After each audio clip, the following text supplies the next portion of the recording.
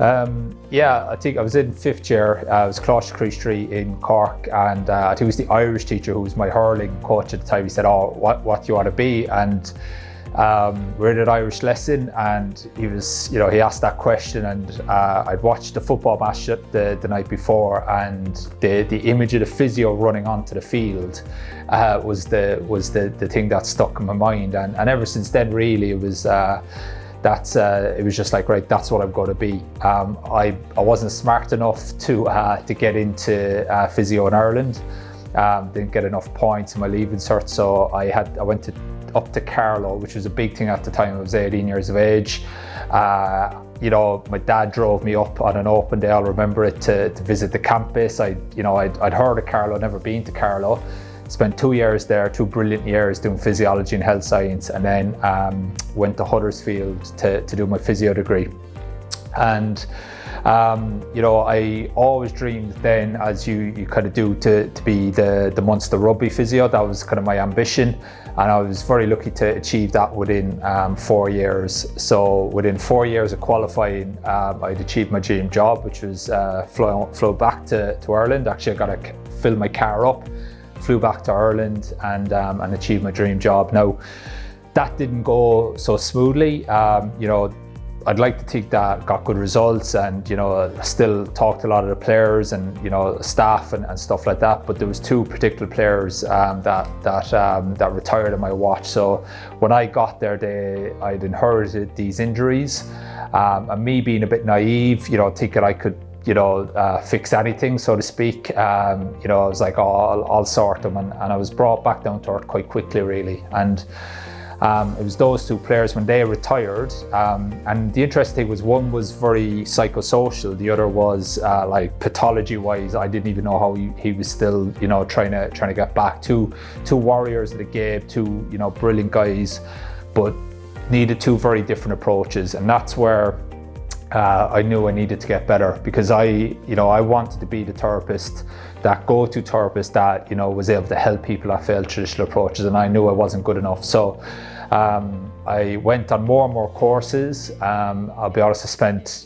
thousands and thousands of pounds on courses. I became obsessed, jumping from course to course, and learned that there was no magic bullet out there, and one of my biggest frustrations, I'll joke about it, I spent nearly £10,000 on one course, and by the time I was going out to London, doing all these levels, and you get these short-term results where you could get some short-term changes, and that was, it was good, but when you work in professional sport, you can make short-term changes, but the player will go back out and then you're going to see him again an hour later. So short-term changes are okay in the clinic to buy you a bit of time, but in professional sport, there's nowhere to hide. And that kind of pissed me off a little bit, to be fair, the short-term changes. And it was the last course where, I was saying, how do I get this to stick? And I was being told, oh, that's the advanced levels, or this is the higher levels of these courses. And then I was like, I brought my players down to see these guys who I was learning from, and still didn't know everything that there was to know about these topics. And again, we were getting short-term changes. And, that's where I was like, look, I need to now forget about these magic bullets, forget about these exercises, and actually commit to having the clarity of, ultimately it goes down to a step-by-step structured graded exposure approach. Read Louis Gifford's books, and I was just like, oh, that's what I need. And instead of looking at these fancy techniques, I need just to have the clinical reasoning and the understanding why I'm doing everything. And that's then where, for the last 8 years, I've just dedicated myself basically to really refining and structuring the system. Now, those courses I've taken and the thousands of pounds I spent, it was money well spent in one regard, because it helped me get to where I am today and structure the step-by-step system. And look, we're by no means the finished article. I'm by no means the finished article. I'm always looking to improve the system. And in 2015, I was coming out of professional sport. My second daughter was born, so I was like, right, I want to come out.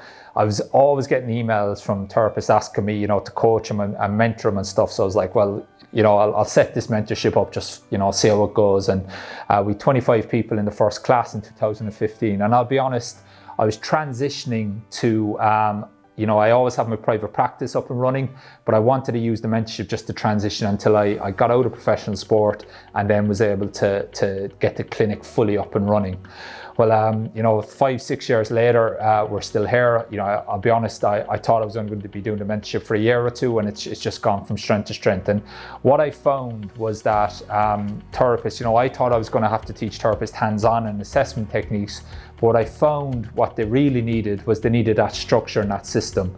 And to have the structure and system, you need that confidence and clarity. And that all goes back to understanding the why behind everything you're doing. Because when I go into a club now, or I go into an organization, you know, or a complex case comes, you know, travels miles to see me, they've done all the traditional stuff. So it's really about now not going in with any perceived things or some special exercise that everyone's going to get. It's the ability to put the pieces of the clues together, you know, the person's story, and then look and actually understand what you're seeing in front of you with the objective assessment and get that to flow right. But not only that, but be able to explain that to a patient, and then not only explain it to them, but give them clarity in where they need to get back to, but also get them to adhere and implement the movements, the exercises, and make your hands-on part of that. So it's been quite a journey. We've had over 360 therapists in over 20 countries all over the world. I'll be honest, I still pinch myself sometimes. You know, when I get someone in New Zealand or Australia saying, you know, coming into the mentorship forum and saying, oh, I've helped this person who's failed traditional approaches, that's, you know, that's a dream come true to me, because that's ultimately what I wanted for myself, is I wanted to be able to help people who fail traditional approaches, and that's why we've set the clinic up here. You know, we've gone from a one room above a running shop to Shane coming on board. I've had other great therapists come on board over the years. They have flown the nest. A lot of them have gone on to work in professional sport and organisations and stuff like that. But ultimately, it's being able to take that pro sport approach, that structured system that I've developed in pro sport, and actually take it and implement it in the private practice. And I've found that, you know, what these private practice patients are actually looking for and they're craving for is they're also craving for the clarity, because they want to be known, they want to be told, right, what's the problem, what do I need to do to get right, and realistically how many sessions it's going to take. And all those skills are actually skills that you know, we've done day in, day out in private or in pro sport.